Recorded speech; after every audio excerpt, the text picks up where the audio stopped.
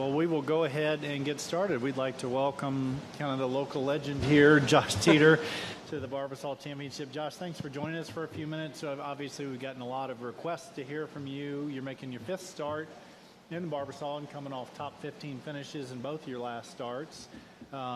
So kind of teeing you up for an easy one, but just some thoughts on how it feels to be back here. Yeah, it's great, being here at home. We've lived back here in Lexington for a year now, and it's good to be back. Last year we'd only been here for about a month or two, but yeah, great to be back and on some turf I'm familiar with. You've had a chance to, have you had a chance to get out and play anything? Just your thoughts on course and conditions and stuff? Yeah, for sure. I mean, right now it's pretty dry. I mean, we hadn't had rain in a month or so, but I know the forecast has some in it, but the fairways are running, and they're having to keep some water on the green so far earlier this week, but I think the course is playing pretty good. Okay, one more question for me, and then we'll take some questions from you guys. Coming off top 11 in Wichita a couple weeks ago on Korn Ferry Tour, just some thoughts on how you're feeling with your game coming into the week. Yeah, I feel like the last month or so I've had some nice finishes out there, but also mixed in with not as good as I'd want to have, not as consistent as I want to be. But, the weather's very similar to it was in Wichita, and I'm looking forward to getting out here, something I'm used to, the hot and humid weather, and hopefully hitting some longer drives and shorter clubs into holes.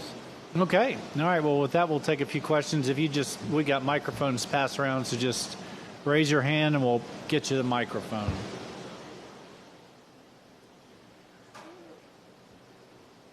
Josh back here, Michael Epps with Fox 56. What, over the years since you've played here before, what have fans told you, and just people that that come out to see you, they're out in the gallery just out watching you, what have they said about just how cool it is for them to see you being a local guy, and just how exciting that is for you to perform in front of, the people that you grew up around? Yeah, I've had a lot of friends and even friends' kids that are getting into golf that have really enjoyed coming out and watching not only me but other players. I mean, I was with a friend of mine last night whose son is becoming a pretty good golfer, and I guess he got to know JT Poston through a clinic or something a year or two ago, and obviously excited to see him win last week and was hoping he'd come back, but obviously he got a ticket punch to the Open Championship, so he's not here. But yeah, just to see stuff like that and younger kids and like the kids in the first tee that are going to be able to come out and make some memories. Josh, you brought up the British Open. You kind of made a run last year at this tournament. What does that mean to have that out there for the winter? Yeah, I mean, like I think I said yesterday, that's a great carrot to have out there in front of you.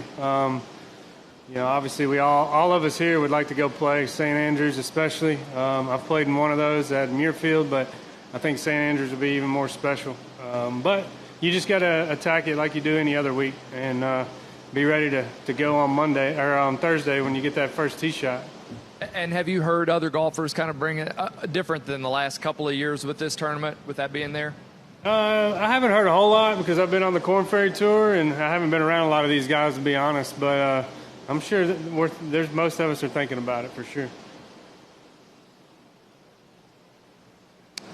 We've got a nice young gentleman back here in the back, Samuel, who'd like to ask a question. Sam, go ahead with your question. What led you to become golfing? A golfer? That's a good question, Samuel. Growing up here in Lexington, I always wanted to be a basketball player. But I didn't make the high school team, so that was out. And then I played baseball all the way through high school, and that was kind of my sport until about junior year when I kind of finally got in the lineup at my team at Henry Clay. And I just kind of at the end of high school saw that, hey, there's maybe a longer path with golf, whether I play professionally or it leads me to some sort of job down the road, or I'm just going to meet more people through golf than I probably would baseball, because I probably could have played in college and maybe a couple years after, but then it would abruptly ended. Instead of golf, you can kind of play your whole life, and it's been a great decision. This is the 20th year as a pro, and hopefully we got 10 or 20 more. Thank you, Samuel. Right over here. I don't know, Josh, just when you think about going out here and performing, like I mentioned, in front of people that have that support for you. This is my first Barbasol.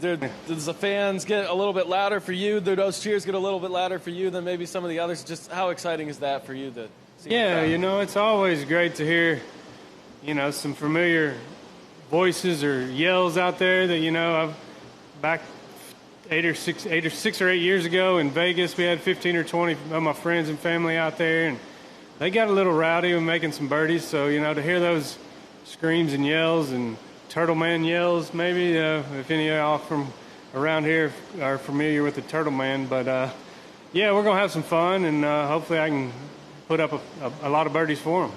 Yeah, and obviously you played this course before. What are your takeaways about this course? What do you like about it, and just how do you kind of attack it? Yeah, you know, this, you know, Champions here at Keene Trace has been one of the better courses in the city. I remember as a kid, you know, if you got to come out here once or twice a summer, it was pretty special. And now to know that we have a PGA Tour event's been pretty rewarding. And, you know, there's some good par threes where you got to, you know, make sure you hit the greens. And the par fives are very scoreable if you can get your drive in play. And there's only a couple par fours, you know, that you really got to pay attention to. Otherwise, you know, you can kind of send your drives up there and have short clubs in, and you know you're going to have, you know, 12 or 13 birdie looks, you know, at a minimum. So hopefully 18. That's our goal. Anybody else? All right. Well, JT, we appreciate your time as always, and love to have you right back here Sunday night. All right. Thank you, Doug. Thank you. Yep.